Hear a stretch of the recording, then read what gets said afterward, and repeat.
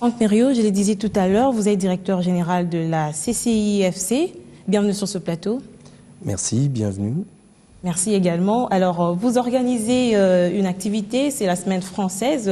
Est-ce une façon de resserrer les liens entre Kinshasa et la France ou c'est encore d'une autre manière, vous voulez donner des leçons?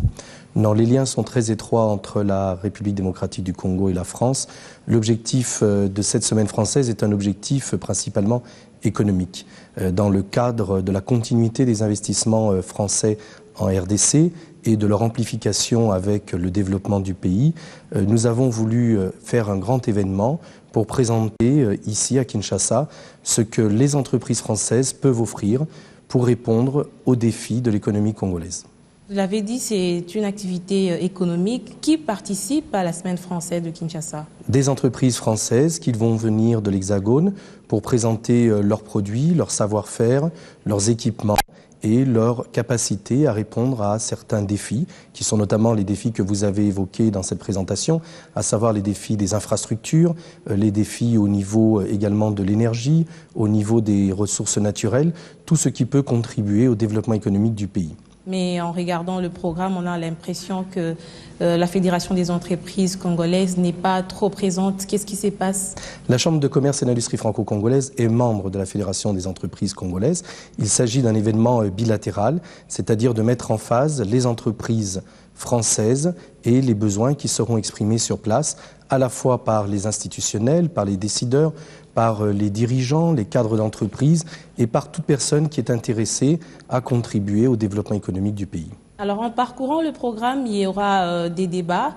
Peut-on savoir le profil de ces orateurs qui vont animer différents débats lors de la Semaine française à Kinshasa? Ce ne seront pas des débats en tant que tels, ce seront plutôt des conférences.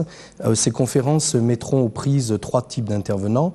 D'un côté, les institutionnels qui vont exprimer effectivement ces besoins de cette économie congolaise, et de l'autre côté, des entreprises venues de France qui vont développer, montrer ce qu'elles peuvent faire pour répondre à ces besoins, et ensuite les membres de la Chambre de commerce et d'industrie franco-congolaise, c'est-à-dire les entreprises qui sont membres de cette communauté d'affaires franco-congolaise qui existe déjà, qui est dynamique et qui travaille sur le terrain au quotidien. Il y aura un thème qui va accompagner, où il existe déjà ce thème-là? Oui, ce thème, c'est répondre aux besoins économiques de la République démocratique du Congo. Pourquoi avoir choisi ce thème? Parce que je pense que les investisseurs sont obligés de répondre aux besoins d'un pays.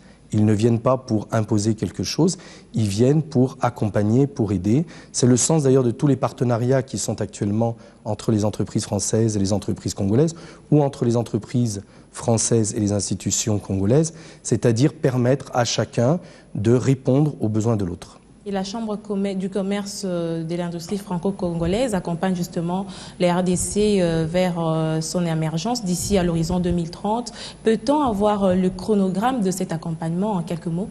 Le chronogramme est assez simple, c'est-à-dire que d'un côté, vous avez un certain nombre de grands groupes français qui viennent, qui investissent. Certains l'ont fait déjà par le passé. Je pense au groupe Castel, au groupe Bolloré, je pense à Orange qui a investi récemment dans les télécommunications.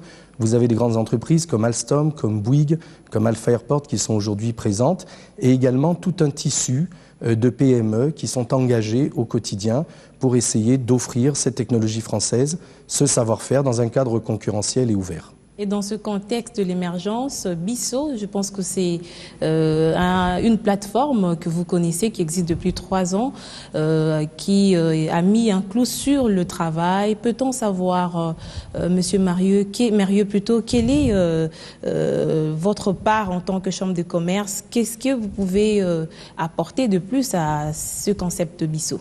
La force d'un concept comme le vôtre, c'est effectivement d'affirmer clairement une identité. Nous affirmons clairement une identité, c'est l'identité de notre communauté qui est la communauté franco-congolaise des affaires, c'est-à-dire échanger pour ensemble progresser et construire un avenir meilleur. Et je rappelle à tous nos téléspectateurs que cet événement aura une grande activité avec le lancement ce 8 juin au Grand Hôtel Kinshasa. Nous revenons à la Semaine française de Kinshasa qui s'ouvre lundi prochain. Après, est-ce qu'il y aura une pérennisation? De l'événement, oui, puisque après cet événement, nous allons discuter pour connaître sa périodicité.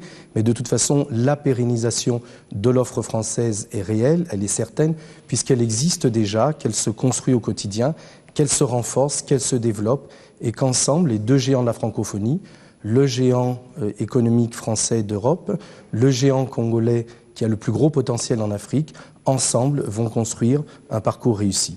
Si vous fallait vous résumer en quelques mots, Franck Mérieux, que diriez-vous à ceux qui nous suivent? Me résumer ou résumer l'événement? Notre entretien. Je suis au service, et la Chambre de commerce et d'industrie franco-congolaise est au service des échanges et du développement des deux pays. Merci beaucoup Franck Mérieux d'avoir répondu à notre invitation. Merci à vous, Faiza. Ce soir, je rappelle que vous êtes directeur général de la CCIFC. C'était l'invité du journal.